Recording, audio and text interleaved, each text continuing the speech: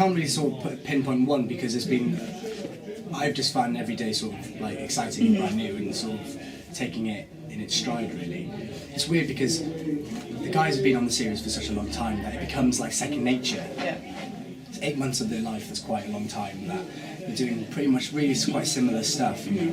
Where for me, I'm really excited to read the new scripts because I have no idea what I'm doing or what's happening, and I'm like, oh my god, it's a dragon, it's amazing, the dragon's not actually there, it's a green screen, oh my god, this is crazy. And everyone's so bored of it now, you know, oh yeah, whatever, it's the dragon. And I'm like, no, but this is, I think they're seeing some sort of excitement in my eyes because I'm just sort of taking, it's all wonderment by me, I'm just sort of like going, what are we doing today? Oh, what's it? Yeah, I love what's this. So yeah, no, it's the whole thing. I'm just sort of, I keep counting my lucky stars with on it.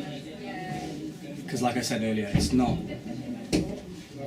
like I've just come in and I'm a guest part and it's a king or a prince or a druid boy or anything that sort of stuff. It just comes in and goes. Like, it's Mordred. there's Mordred, and people who know the legend know what the legend's about, so they know that there's an importance with his character. So he's not just like someone that they've just created for the purpose of that episode. He's been in the series before and he's got a big journey to have for the rest of the series. I'm a fan of the show, so it's really weird because I would be upset if I was if I'm a fan of the show and they'd recast someone. I watched series 1 when it came out, and then I think I sort of left it and came back. And when I found out I got the part, I then rewatched series 3 and 4 and downloaded them to watch them. So I thought I need to know what's happened. You know, because I'm expecting certain parts that aren't in there anymore. Or, oh, you're king and queen now? Okay, that's different. So I had to sort of do my research. But like I'm a fan of it, and I think hopefully that will sort of come across with what you see on me as well, because like I said, I'm just sort of excited about being part of it. Finding myself in the situation, sometimes you watch EastEnders and there's a boy that's like 6 years old or something, and then suddenly a year later he goes away and then he's like 18 and you're like, oh wow, that's really weird, he's got blonde hair and suddenly he doesn't look anything like blah blah blah, and you get quite cross because you feel like you've been cheated or whatever.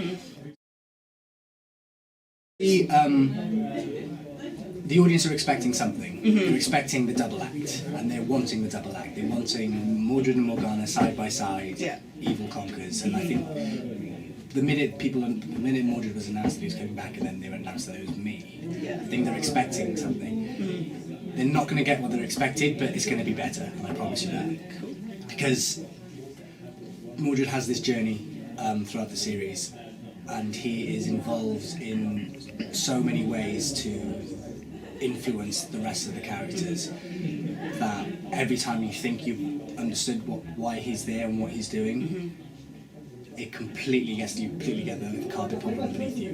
And then the minute the audience have settled and going, okay, that's what he's there for and that's what he's doing, it changes again. Double act, that evil stronghold that's in the series that people are expecting. They will be pleasantly surprised of where Johnny and Julian and where the series is going with that. But fans don't be afraid that it'll happen in some shape or form. Maybe not the way that they want it, but it will happen. It was weird because I signed a confidentiality clause to not tell anyone that I was doing this. So that was the thing. And then I wake up one morning, I'm in Cardiff in my hotel room, and this is the point when I had like 200 followers. They were all my closest, dearest friends in theatre companies and people that I was wanted to retweet about. And then my email was 400 new emails. And I woke up in the morning, my phone couldn't take it. It was like boom, boom, boom, and I'm going, what the heck? And they're all from Twitter, and I'm going, well, something's wrong here. In an overnight spell, something's happened. So I check what's happened, and someone has found out. So I'm going, oh God, I hope I don't get sacked. Because it's a big thing, And I come up to set in the morning and I'm thinking I'm going to get lynched. It's like the second, third week in and I'm going, I'm in trouble here. And I run up to Sarah Hannah, our producer, and I say, listen, this has happened, and she didn't know about it. She phones Johnny and Julian. Johnny goes, listen, we already know, and it's fine. So, I'm off the hook. The fans had been, like I said, that first month or so, until they hadn't seen anything from me, there was no official announcement from Merlin. I got a lot of abuse. I wouldn't say abuse, but a lot of people criticising having conversations with each other on Twitter, but including me in the conversation. Oh, going, lovely. Yeah, so like going, I can't believe they replaced. What's happened to Ace, and why this? Right. And I'm a fan, and I liked Ace, and I liked what he did. Yeah. So I'm going, yeah, but also going, well, hang on, it's not my fault. And they messaged me going, who is this Alex Vlahos? How dare he take over Ace's role? So it's like, not like I chose to say, like I said earlier, not like I phoned him up and said, listen, mate, I'll take over Mia, you're doing a terrible job. So, but the fans have been great though. Like, don't get me wrong, this abuse and stuff was a tiny amount within, and then until they saw like a press release photo, until they saw him in pure form, I think people went, oh, okay, fine. And I think now that it's become, I think they've come to terms with it. They've gone, right, cool, that's it. Now they're just excited about it, and I'm excited about it. I can't wait to air. I can't wait to episode 1 to air because I want it just to be out in the open. I want them to see me, I want them to see my look, I want them to see what I'm doing, and then just go, fine, that's it. Exactly. There's no way back. The idea was my agent. Believable. Yeah, it is. And the breakdown for the role was someone that had to look similar to Ace. They weren't going to go for like the blonde hair. Yeah, they weren't because they can't. It's just impossible. So, and every time when I got the part, people kept telling me, you do look like an older version of Ace, which is that's a bonus. Yeah. But it is a bonus because it's one less thing to worry about. Like, people aren't going to be too concerned with how he this big time look or difference, but. I'm bringing something completely different to the table because I'm a different actor to him. Yeah. And the storylines are different. They're having to bring a lot. You're seeing Mordred in a much more mature way, completely grown up, completely knows who he is as an entity. He's suddenly thrusted into this world with Arthur and Merlin and Morgana, and the relationships that you had with the three of them has changed so much because you will find out in the series, but there's that period where he was away to where we see him. Yeah. That all gets you'll find out what happened. So there will be an explanation, and you will understand why he is in episode 1 and 2, what he's doing there. Okay. And then so that will hopefully make the audience go. Because there's a time jump between 4 and 5, and there's a lot of stuff that's happening between Arthur and Guinevere, especially with Morgana as well. She's got her own little journey, so we're all on. The audience I think it might take a bit of an adjustment. For them for that first couple of eps to go, wow, they have really come on a lot. But it's in the best possible way, so we can tell this series story for the better, really. Colin's brilliant in the show, so I'm not going to say Merlin because I think because the show wouldn't. If I did it wouldn't be very good. Mordred feels like it should be mine. I would quite. This is going to sound funny to play Gaius. Because Richard's brilliant. Richard does this thing with his eyebrow that's become sort of point. I can't do it, but I would love to sort of. With the eyebrow, I can. You can. You can. Yeah, there we go. But it's just to be able to sort of, he has the most brilliant lines as well, like, because, oh yes, Merlin, you need to go get me some henbane and stuff. And you're just thinking, they're gems. They're gems. You read them and you go, he's great. And he just does it. And he rocks up and he films his scenes and you just in awe of him. I've done a couple and I just look at him and I think, you are great. And your wealth of experience and knowledge is invaluable to this show because you don't actually know that you're learning or know that you're soaking up anything at all. And I probably won't for a couple of years, and then I might be on a job and something that he said to me, like a pearl of wisdom or a bit of advice, will just suddenly come to happen, and that's what's great about having him. But just for my own pure sort of sense of enjoyment, play Gaius as me. Like imagine if I was just Gaius, just suddenly we're at series 5, and then suddenly I'm just talking to Colin, and then I was like, what's happened to him? He's in the back. I'm his apprentice. No, that'd be great.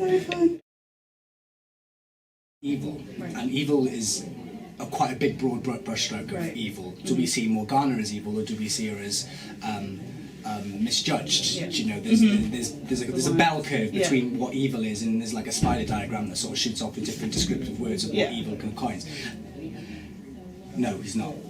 And like I said, people are expecting this double act between them because they want to, because for fan fiction and stuff, they want to see Morgana and Mordred. They want to see them holding hands, and they want to see that. It's because they want to see because they think that's what the evil aspect of this show is, but Morgana's not evil. You know, if you sided with her from the start, with the whole Uther thing, and she was, you know, even if magic was accepted, this series would be completely like pointless, because you know the whole battle between Morgana, what Morgana's trying to do, what Mordred's trying to do are separate.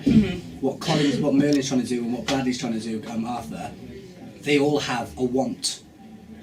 I suppose Mordred's want is to live in freedom of magic. I suppose Morgana's want is to live in freedom of magic as well, but also have the throne that's rightfully hers. Right. And you've got Arthur, who has been brought up, and his mum and his dad have been killed by magic, so that's infliction. Then you've got Merlin, who is a magic, but he's in secret. Yeah. So you've got the whole thing leads to whether magic should be allowed in the Kingdom of Albion. So he's not evil, he wants something that every single other person wants. Right. So it's about how he does it, it's about how he goes about it. That's where you can say, well, that was wrong or that was right. And this series really does explore Mordred's, you quite clearly know from the off what he wants. Intention. What he wants, and people won't go, well, that's bad. Right. Or, God, he's evil. It'll be like, yeah, you know, he has a point. Right.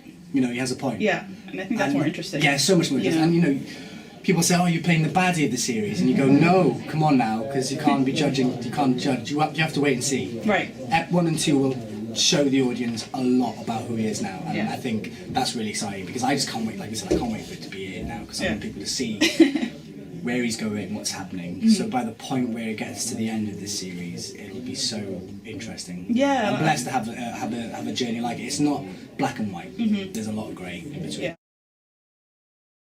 And hopefully the choices that not only that I've made, but that me and Colin have made, or me and Katie have made when we've talked about this together, to come to some sort of level agreement about where we're at with scenes, where we're pitching it. They're much more interesting than just playing it like, well, you're bad and I'm good. Yeah. There's the lines that we're given they might be black and white on the paper, but subtext-wise, it's just huge. And that's what's great to play. That's what's so good about the scripts, is that you read them and the read through and you think, oh, well, that's a shame, because they've written me off as that scene seems to be bad. When you get on the set and you talk to the director, your body language between another actor, what you're actually saying is maybe not what's coming out of your mouth, like you do in normal day life. So that's brilliant. And for Mordred to have a lot of that, it's like ammo. It's like ammo as an actor. You want ammo as an actor to be able to express, to challenge you. Otherwise, the job's boring. If I'm coming in going, doing evil smirks, you know, there are no evil smirks. There is backstory and there is stuff going on that, like I said, episode 1, you wait and see. Can't wait. Yeah, can't wait.